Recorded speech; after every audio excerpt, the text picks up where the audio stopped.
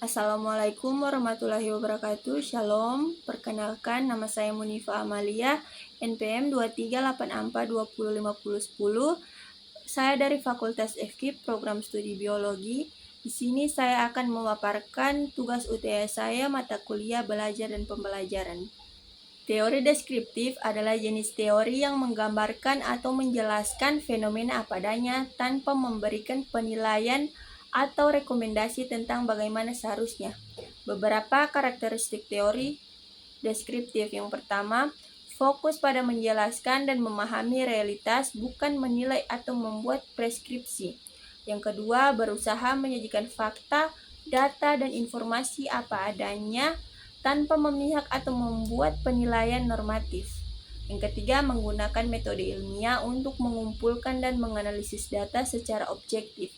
Yang keempat, tidak memberikan rekomendasi atau solusi, tetapi hanya menjelaskan fenomena berdasarkan pengamatan dan analisis. Yang kelima, bertujuan untuk meningkatkan pemahaman tentang suatu fenomena, bukan untuk mengubahnya. Contoh teori deskriptif antara lain teori evolusi Darwin yang menjelaskan proses evolusi makhluk hidup. Teori ekonomi yang menjelaskan bagaimana pasar dan perilaku ekonomi bekerja. Teori sosiologi yang menggambarkan struktur dan dinamika masyarakat. Teori deskriptif berbeda dengan teori preskriptif atau normatif yang memberikan penilaian dan rekomendasi tentang bagaimana seharusnya. Teori deskriptif berfokus pada menjelaskan apa yang terjadi, bukan apa yang seharusnya terjadi. Kemudian, teori kognitif adalah pendekatan dalam psikologi yang mempelajari bagaimana manusia memperoleh, memproses, menyimpan, dan menggunakan informasi. Beberapa pokok penting kita mau pegang dong anjing. Lanjut aja. Video.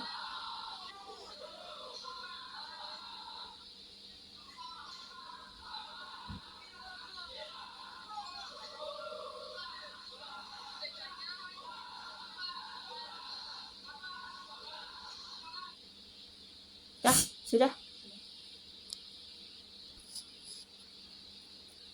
Kemudian, teori kognitif adalah pendekatan dalam psikologi yang mempelajari bagaimana manusia memperoleh, memproses, menyimpan, dan menggunakan informasi. Beberapa pokok penting dalam teori kognitif yaitu kognisi, proses mental seperti persepsi, perhatian, pembelajaran, memori, penalaran, pemecahan masalah, dan pengambilan keputusan. Yang kedua, representasi mental, bagaimana informasi disimpan dan dipresentasikan di dalam pikiran manusia. Yang ketiga, proses informasi, bagaimana informasi diterima, diproses, disimpan, dan diambil kembali. Yang keempat, struktur pengetahuan, bagaimana pengetahuan diagnosir, apa ini ya?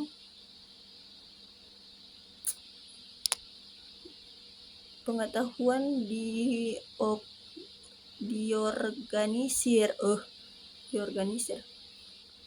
Kemudian, teori kognitif adalah pendekatan dalam psikologi yang mempelajari bagaimana manusia memperoleh, memproses, menyimpan, dan menggunakan informasi. Beberapa pokok penting dalam teori kognitif yaitu kognisi, proses mental seperti persepsi, perhatian, pembelajaran, memori, penalaran, pemecahan masalah, dan pengambilan keputusan. Yang kedua,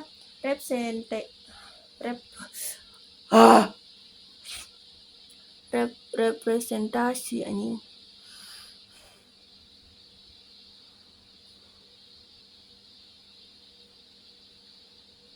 Berikutnya adalah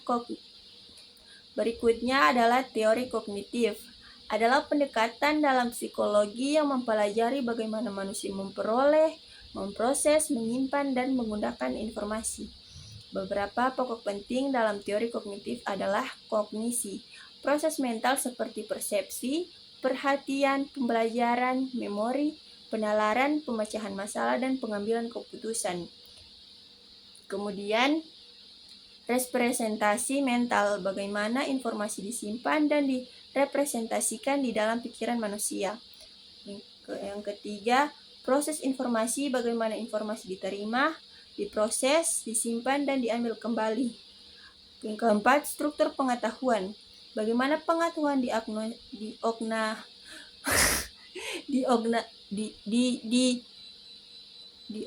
diorganisir dan tersimpan dalam memori.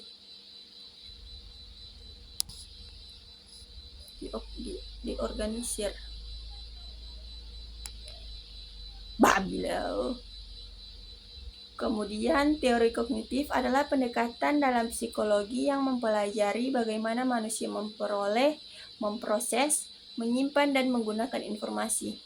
Beberapa pokok penting dalam teori kognitif yaitu kognisi, proses mental seperti persepsi, perhatian, pembelajaran, memori, penalaran, pemecahan masalah, dan pengambilan keputusan.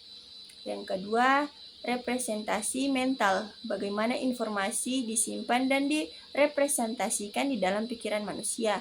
Yang ketiga, proses informasi, bagaimana informasi diterima, diproses, disimpan, dan diambil kembali. Dan keempat, struktur pengetahuan, bagaimana pengetahuan diorganisir dan tersimpan dalam memori. Yang kelima, skema dan model mental. Struktur kognitif yang membantu individu memahami dan menafsirkan informasi.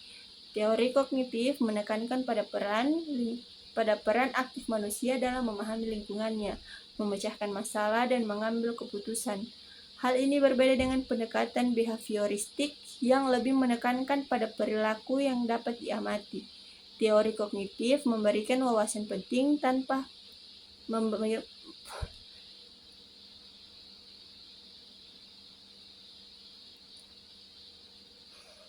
Teori kognitif memberikan wawasan penting tentang proses mental yang mendasari perilaku manusia. Sekian, terima kasih. Wassalamualaikum warahmatullahi wabarakatuh.